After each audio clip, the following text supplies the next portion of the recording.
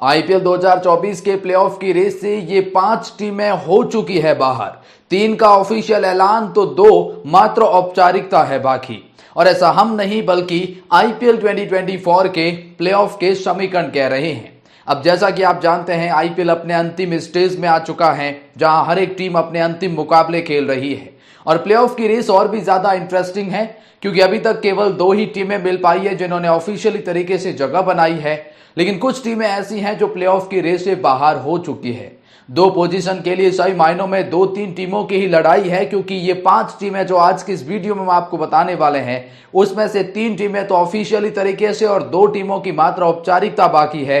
Playoff में वो बाहर है, चाहकर भी वो जगह नहीं बना पाएंगे और ये हम नहीं बल्कि प्लेऑफ के उनके समीकरण कह रहे हैं। तो वीडियो को ध्यान से और पूरा देखिएगा, लेकिन आगे बढ़ने से पहले हम जानना चाहते हैं आपकी फेवरेट टीम जिसे आप देखना चाहते हैं फाइनल में, उस टीम का नाम कमेंट सेक्शन में जरूर बताइएगा। तो चलिए जानते हैं प्लेऑफ के सारे समीकरण और 5 टीमों का नाम जिनका अब प्लेऑफ से कोई लेना देना नहीं है। बाहर होने की रेस में सबसे पहले पायदान पर नाम मुंबई इंडियंस का आता है। वैसे तो ये टीम बहुत बड़ी है, 5 बार की चैंपियन टीम है। इस बार हार्दिक पांड्या को कप्तानी दी गई थी, लेकिन इस वक्त ये पॉइंट्स टेबल के सबसे बॉटम टीमों में से एक है और बाहर होने वाली वो पहली टीम है। दरअसल इस वक्त इनके समीकरण ये कहते हैं कि ये 13 मुकाबले खेल चुके हैं और उसमें से केवल 4 ही मुकाबले जीत पाए हैं। उस लिहाज से 8 पॉइंट इनके पास में है। अंतिम मुकाबला जीत भी जाते हैं तो भी 10 पॉइंट के साथ में प्लेऑफ के लिए कोई समीकरण नहीं है। इसीलिए खुद आईपीएल की तरफ से ऐलान कर दिया गया है, ऑफिशियली तरीके से मुंबई इंडियंस को एलिमिनेट कर दिया गया है। इनका प्लेऑफ से कोई लेना देना नहीं है। हाँ, अलग वो बात है कि ये लखनऊ के खिलाफ अंतिम मुकाबला खेलेंगे और अगर ये जीत जाते हैं तो ये लखनऊ को भी बाहर कर देंगे ऑफिशियली तरीके से। तो मुंबई खुद तो बाहर हुए हैं, लेकिन लखनऊ सुपर जायंट्स के राह में रोड़ा बन सकते हैं क्योंकि इनका अंतिम मुकाबला उन्हीं से होने वाला है।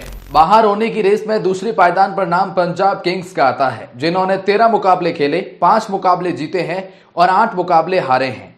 टोटल 10 पॉइंट इनके पास में है। भले ही ये पिछला मुकाबला जो जीते हैं, लेकिन उसके बावजूद भी प्लेऑफ की रेस से अब इनका कोई लेना देना नहीं है। खुद आईपीएल की तरफ से ऑफिशियल ऐलान कर दिया गया है कि ये टीम अब किसी भी एंगल से प्लेऑफ में नहीं है।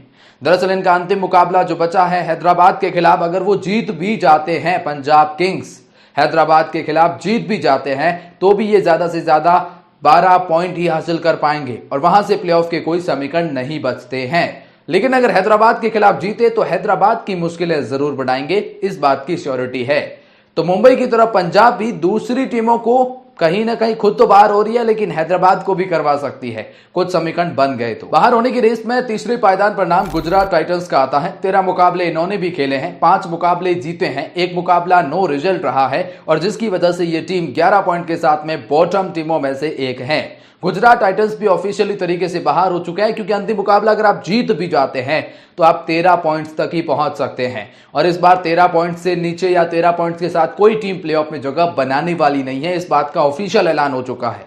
तो उसका मतलब यह हुआ कि गुजरात टाइटंस भी एलिमिनेट हो चुके हैं, प्लेऑफ की रेस से बाहर हो चुके हैं। इनका प्लेऑफ से कोई लेना देना नहीं है। हाँ, वो अलग बात है कि गुजरात टाइटंस का आज जो मुकाबला खेला जाएगा हैदराबाद के खिलाफ, अगर गुजरात जीत जाते हैं तो फिर बहुत दिक्कतें देंगी हैदराबाद को वो। तो गुजरात भी खुद तो बाहर हो गए हैं, लेकिन हैदराबाद के लिए मुश्किलें खड़ी कर सकते हैं।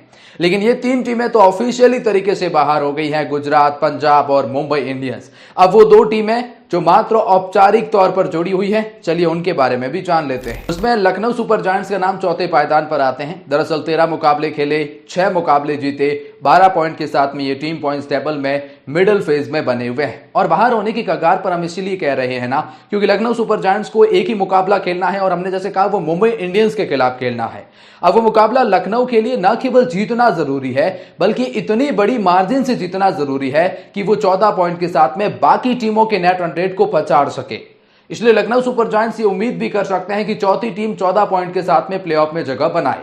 ये तभी हो सकता है जब सनराइजर हैदराबाद अपने दोनों मुकाबले हार जाए तो चौथी टीम 14 पॉइंट के साथ में क्वालिफाई करेगी और ये तब भी हो सकता है जब royal Challengers Bengaluru Chennai super Kings को हरा दे, तब भी 14 पॉइंट के साथ में क्वालिफाई करेगी। तो लखनऊ के फैन तो यही चाहते हैं या तो चेन्नई हार जाए या हैदराबाद अपने दोनों मुकाबले हार जाए, ताकि हम 14 पॉइंट्स तक चले जाए। और अगर हम 14 पॉइंट्स तक चले गए तो हम अपनी दावेदारी पेश कर सकते हैं। लेकिन लखनऊ वालों के लिए दिक्कतें तब बढ़ जाती है क्योंकि इनकी नेट रन रेट बहुत ज्यादा खराब है। अब एक मुकाबले में इन्हें कवर करना इतना आसान रहेगा नहीं, क्योंकि जब आप इतनी खराब नेट रन रेट रखते हैं तो एक मुकाबले में कवर होती नहीं है। अब मैथमेटिकली तो लखनऊ सुपर जायंट्स अभी भी बने हुए हैं, लेकिन प्रैक्टिकली देखोगे तो यही पाओगे कि यह टीम उस बाहर होने की रेस में मात्र औपचारिक तौर पर जुड़ी हुई है। बाकी आप ऑफिशियल ऐलान भी कर सकते हैं। और ऐसे ही हाल तो दिल्ली कैपिटल के, और हमारी इस रेस में वो 5वें पायदान पर दिल्ली आती है जो बाहर होने के कगार पर है। अब दिल्ली कैपिटल के लिए भी वही समीकरण है जो लखनऊ के है। दरअसल इन्होंने तो 14 मुकाबले खेल लिए हैं और 7 मुकाबले जीते हैं और 14 पॉइंट्स तक तो ये पहुंच चुके हैं। लेकिन 14 पॉइंट्स के साथ में इनकी नेट रन रेट माइनस में है। तो अगर जो चौथी टीम 14 पॉइंट के साथ में क्वालिफाई भी करती है, इन केस की ये चेन्नई सुपर किंग्स हार जाए तो 14 पॉइंट के साथ में चौथी टीम जाएगी, और अगर एसआरएच दोनों मुकाबले हार जाए तो भी 14 पॉइंट के साथ में जाएंगे। तो उस केस में दिल्ली कैपिटल भी दावेदारी पेश करेंगे। लेकिन फिर कह रहा हूं कि इनकी नेट रन रेट भी बेहद खराब है। अगर चौथी टीम 14 पॉइंट के साथ में जाती है, आरसीबी जीत जाती है तो आरसीबी करेगी क्वालिफाई, और चेन्नई जीत गई तो वैसे वो करेंगे क्वालिफाई। हैदराबाद अगर हार भी जाते हैं, दोनों मुकाबले वैसे प्रैक्टिकली पॉसिबल नहीं है, लेकिन अगर हार भी जाते हैं तो उनकी नेट रन रेट इतनी खराब भी नहीं है कि ये दिल्ली से भी नीचे चले जाए। तो उस केस में भी आपकी दावेदारी जो है वो फीकी पड़ जाएगी दिल्ली कैपिटल। तो दिल्ली और लखनऊ केवल औपचारिक तौर पर जुड़े हुए हैं, इसलिए हमने उस लिस्ट में इन दोनों का नाम डाल दिया है। तो ये 5 टीमें बाहर हो चुके हैं। 3 तो ऑफिशियल ऐलान है, 2 का औपचारिक ऐलान बाकी है।